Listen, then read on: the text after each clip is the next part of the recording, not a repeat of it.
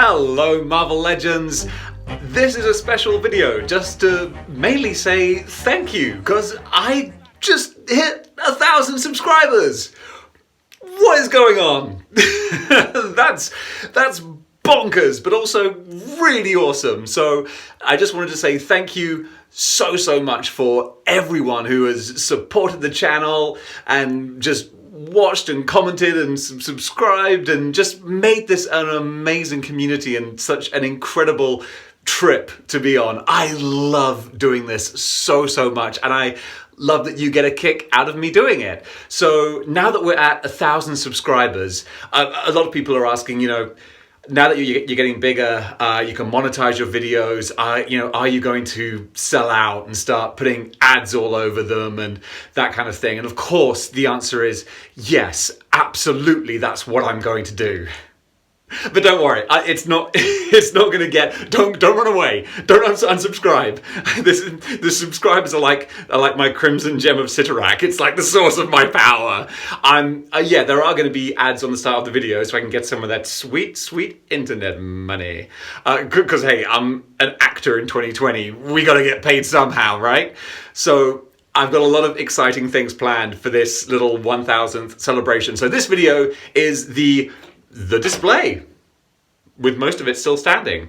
But also I'm going to do a live Q&A coming up soon. That's going to be super fun. And hopefully, let me check my watch, I should have a delivery of a special package I've ordered from Comics and Cocktails to celebrate the 1,000 subscribers. It's not Marvel Legends, it's something else. I'm rewarding myself, which is, the most fun gift to give is one to yourself.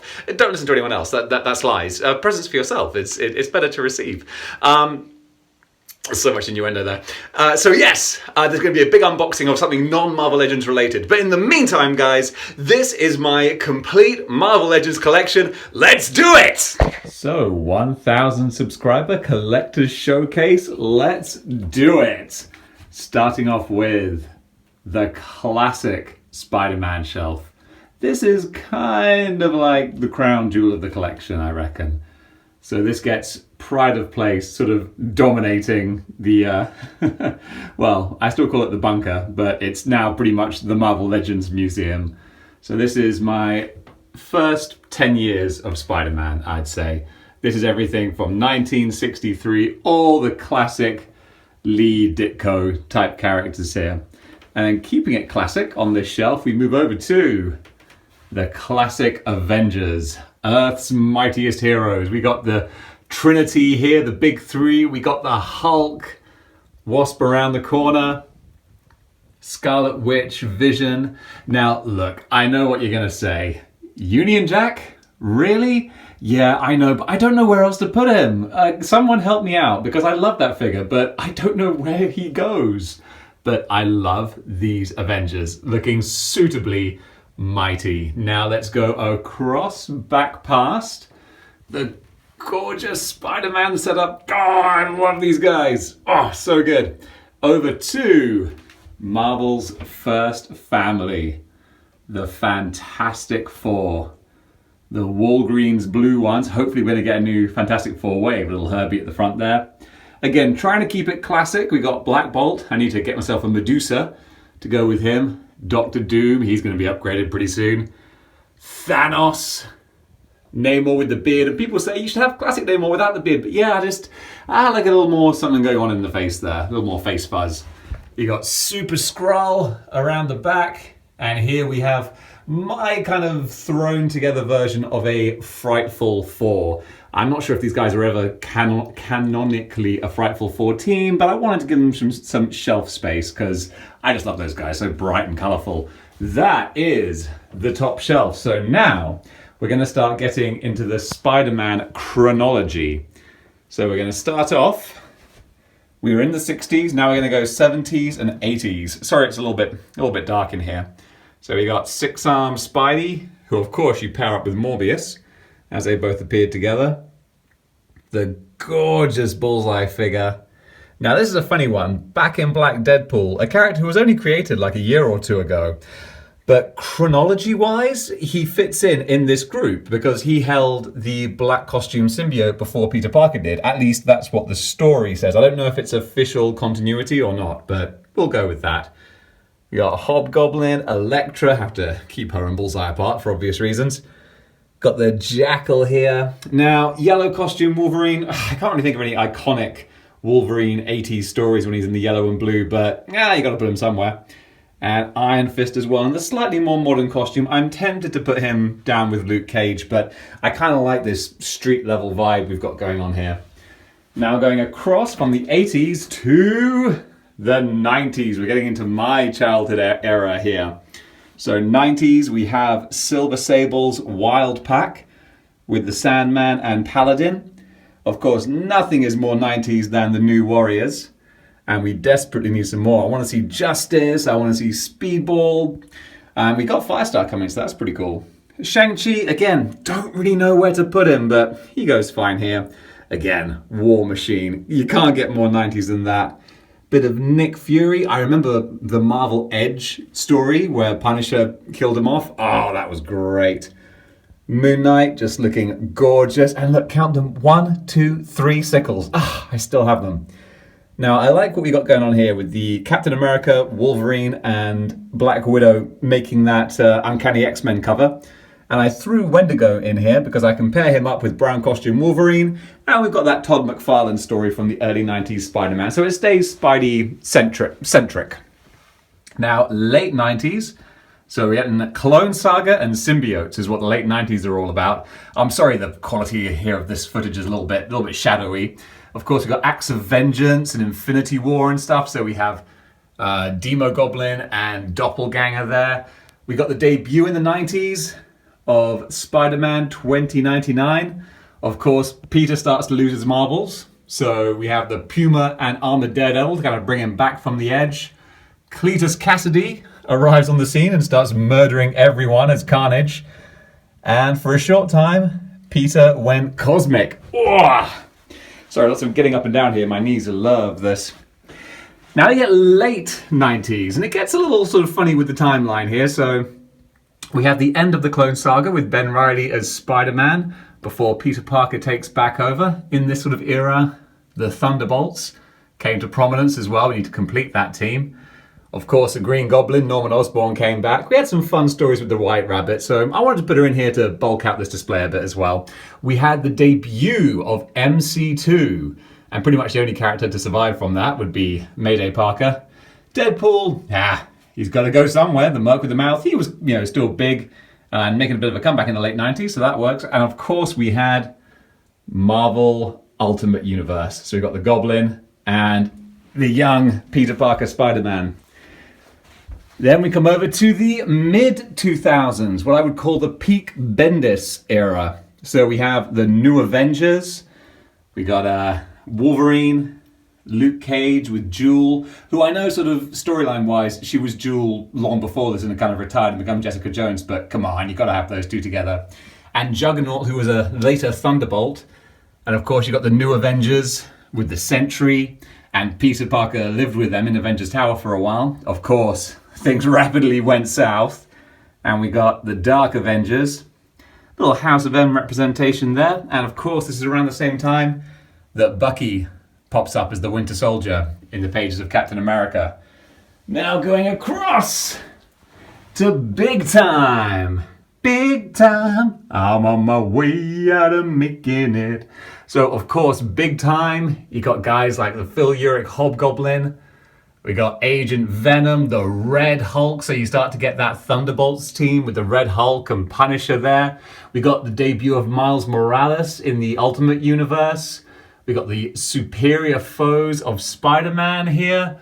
Peter's current roommate, Kane, came back. And of course, we had the Superior Spider-Man as well. So it was a busy time, which then led into...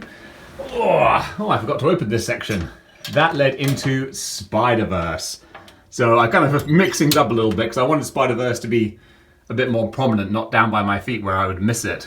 So we got some of the more central Spider-Verse figures here. I love Spider-Man Noir. It was difficult to find a good pose for him, but I think we got there. the upgraded 2099 Spider-Punk, the gorgeous new Silk, PS4 Spidey, the character Bash for SPDR and Penny Parker. I'm a big Spider-Verse fan. I love these alternate reality versions of Spider-Man. Now we're getting very modern. All new, all different. Peter Parker with his main squeeze at the time. Mockingbird, sorry, not Songbird. Then we got Doc Ock as the superior octopus. Short-lived, but very cool looking. Flash Thompson, who quickly met his demise at the hands of the Red Goblin. We got the modern Fantastic Four, a set who I sold and then repurchased because I decided that no, I really want them. We got Symbiote Spider-Man, who looks cool if you can get him in the decent pose. And of course here as well we got Gwenpool, who I slept on as a figure for a long time. I was like, do I need a Gwenpool? Not really. And then I got her for cheap and I was like, I really like this character now. Especially with the silly mobile phone selfie pose. Now, super up to date, we have sort of what I call the hunted group here. We got Kraven the Hunter, along with the various animal-themed villains who were caught up in his zoo storyline, basically, which was a lot of fun. We have Misty Knight, who features very prominently in the Carnage storyline and also in the new Ravencroft series, which I'm a big fan of. And we get a little symbiote here because we got a lot of stories with the Poisons. And this is actually my most recent figure, is this Poison here, who I didn't bother getting for a long time, and I finally did, and now I actually really like him as a figure. But I'm not a fan of Poisons as such, because to quote Rick and Morty, it just feels like symbiotes with extra steps. Right, that is predominantly Spider-Man. So let's see what else we got. We have the villains shelf. Bring on the bad guys. These are all characters who may have had some interaction with Spider-Man at some time, but just nothing really stands out to me to be like too chronologically important, so to speak. I'm not too sure sort of where to put them with regards to Spider-Man, so at the moment they get a shelf all to themselves, sort of showcasing their evil. Got Dormammu in the back there with those big skulls. I love these guys, so I don't mind them all just kind of being together. It's like an ultimate Masters of Evil, basically. I'm a big fan of each one of these figures. Got a lot of toyetic fun. Right, I'm going to whisk you over now and reopen this case. So let me talk you through. You got a rare empty shelf. Now then, these guys are obviously all fantastic figures, but I just didn't have a home for them for a while, and I was like, what am I going to do with you? So I put them there to sort of, just find a place for them, a little halfway house, and I kind of like the group that's been formed here. It looks like a sort of a West Coast Avengers type, backup Avengers type team, and I kind of dig that. So I'll eventually find a more permanent home for these guys, but in the meantime, I actually really like the four of them here as this team. Maybe I'll add someone else to them and get a little creative. Now up here, we've got some new additions to the collection in the cosmic sort of collection, I guess. I never really had too much of an interest in going cosmic, and then I got a couple of cosmic figures and I was like, ooh, these guys are really bright and colourful and fun. I'm gonna have to start going a little more cosmic. So that is the start of the cosmic lineup. I cannot wait to get the Fallen Silver Surfer in there, and hey, who knows, maybe they'll re-release regular Surfer at a price that, people can afford. That would be nice. And finally, let's go on up to the X shelf. So we have the beautiful Age of Apocalypse figures. They were lacking in accessories, but my God, they just jump out with all their bright colors. The colors, children. So yeah, I have a lot of time for these guys. I really hope they do a second wave. I'm sure they must do. You can't give your wild child with a chain and not have a Sabretooth to come out as well. So yeah, here's hoping 2022 or 2021 even. Don't want to have to wait that long. Hopefully we see some more Age of Apocalypse figures. Now let's duck across to the other side. We got some X-villains going on here. We got the gigantic Sauron in the back. We got Caliban, who I know is kind of a hero, but he was a villain for a little while. We got some kit-bashed Reavers going on here. I know that's obviously a nuke face, but he's a cyborg, so it works. We have a sort of a Department H section with Omega Red, Weapon X and a cryo tube. Then we've got Maverick, Sabretooth, and Deadpool. We got just by chance, I got a couple of the Japanese characters together who I actually think look really good side by side. We got the gorgeous Silver Samurai and the stunning Sunfire figure. I love these two guys. Very underrated figures. I'm not sure if they are underrated. I think everyone knows that they're good. It's just me not giving them props.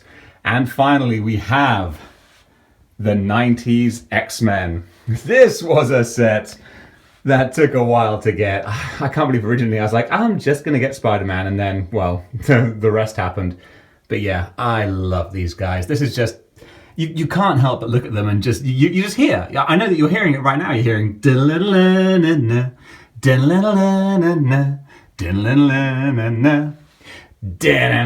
and why not? Like, this is just, the nostalgia, the childhood good time memories. So much fun, so many good times with these figures, and together, I think they look pretty cool. And that, folks, as it stands as of 3:30 this afternoon, is my entire Marvel Legends collection. Well, you know something, Hulkamaniacs? When people ask me what the best Marvel Legends channel is, I always tell them it's displaying model behavior. So what you gonna do when the Hulkster and displaying model behavior run wild on you?